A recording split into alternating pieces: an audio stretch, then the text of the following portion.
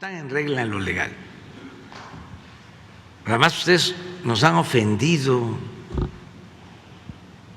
a los mexicanos. ¿Cómo es que se llevan de empleado a Felipe Calderón, que fue presidente de México, aún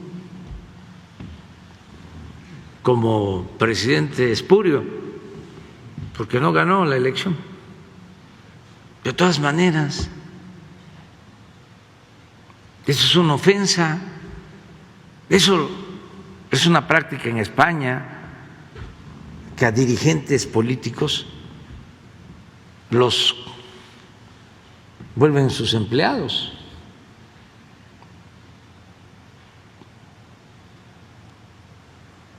Y pues como tenían tanta influencia,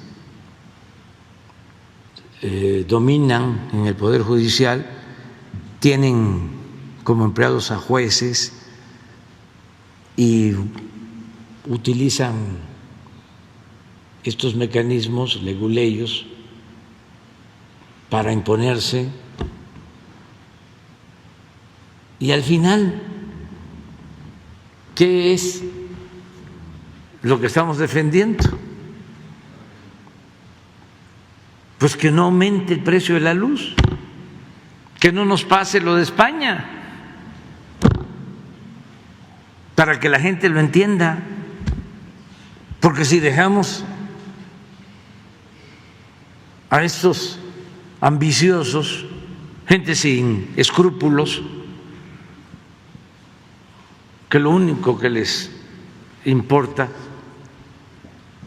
es el dinero, el lucro, pues dejamos en estado de indefensión al pueblo de México, y eso no. Entonces,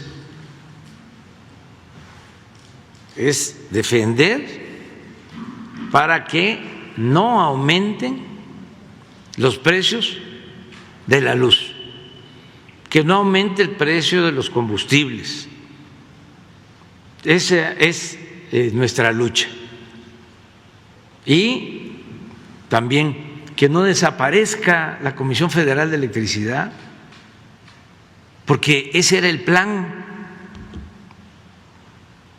Si hubiesen ganado ellos, ya no existiría la Comisión Federal de Electricidad. No exagero, porque el plan era ir cerrando las plantas de la Comisión Federal de Electricidad para dejarle el mercado completo a Iberdrola y a las empresas extranjeras. Eso fue lo que no les pareció. Venían con el cuento de las energías limpias, hacer negocios sucios, venían a poner plantas eólicas sin permiso, porque eran los dueños de México, y había que comprarles la energía con subsidio, porque había que pagarles tarifas especiales, aun cuando esas plantas requirieran respaldo de plantas de la Comisión Federal de Electricidad.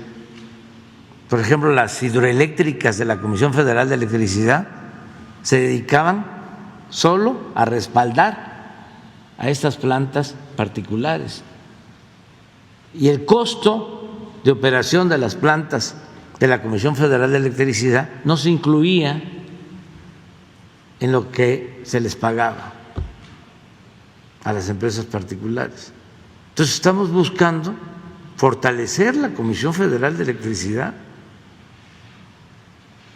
Si en Estados Unidos no se hace así, o en España no se hace así, pues son otras historias. Nosotros nacionalizamos el petróleo,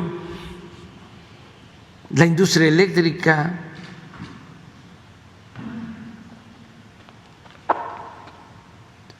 fueron luchas de nuestro pueblo y eso nos benefició mucho.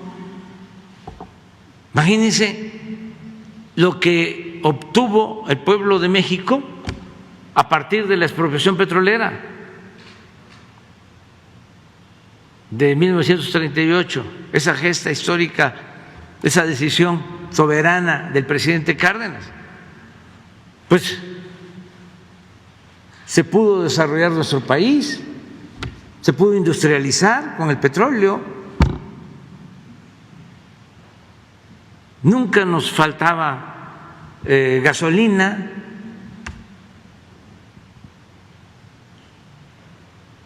éramos autosuficientes. No solo eso, cuando se empezó a vender petróleo, hasta el 40% del presupuesto nacional dependía de los ingresos petroleros. Gracias al dominio de la nación sobre el petróleo, se pudo financiar el presupuesto para el desarrollo de México durante décadas. En la industria eléctrica, cuando el presidente López Mateos lleva a cabo la nacionalización de la industria eléctrica,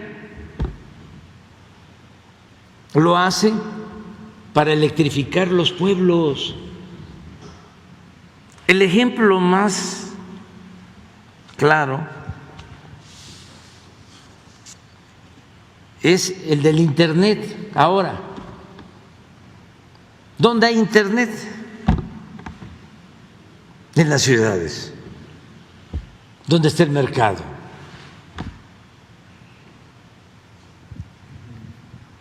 En los pueblos de México no hay Internet.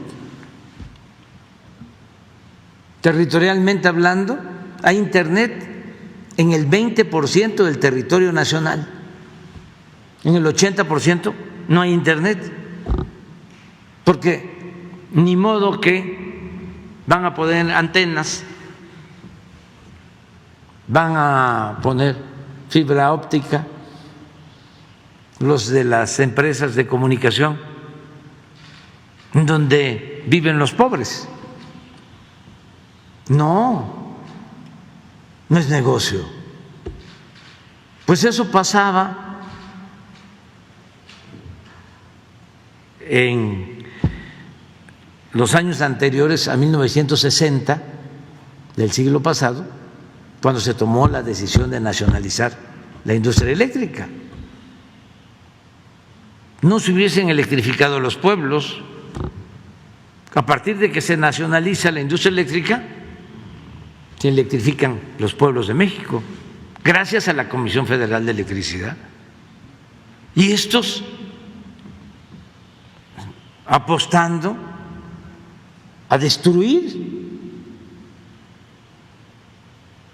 a esa empresa pública, eficiente, con trabajadores comprometidos. Nosotros padecemos de un huracán, el Ágata, desgraciadamente, que afectó las costas de Oaxaca. Arrasa, tumba toda la línea de transmisión, quedan los pueblos sin luz. En una semana se restablece el servicio por los trabajadores electricistas, por los técnicos mexicanos. Eso pasó también con el petróleo y sigue sucediendo. Estamos rescatando a México con los trabajadores. Entonces, si en Estados Unidos, si en España, si en China, si en Rusia, si en Francia, si en Alemania actúan de otra manera, pues es otra historia, son condiciones distintas, era otra falla estructural del llamado modelo neoliberal. ¿Cómo se aplica una misma política en todo el mundo? Porque esto de las reformas estructurales era lo mismo en España que en Argentina, que en Chile, que en México, que en cualquier país. La misma receta, con realidades completamente distintas. ¿Cuál es nuestra agenda? Pues no es privatizar la educación, ni la salud, ni privatizar el petróleo. Esa era la agenda de las reformas estructurales. Ni congelar los salarios de los trabajadores. Nuestra agenda es el bienestar del pueblo, combatir la desigualdad económica y social, desterrar la corrupción, acabar con la impunidad, separar al poder económico del poder político, lograr la pacificación del país. Eso no estaba en la agenda de ellos. Ese es el debate de fondo, pero no se resignan y piensan que van a imponerse. No, nosotros no nos vamos a dejar. Presidente, y preguntarle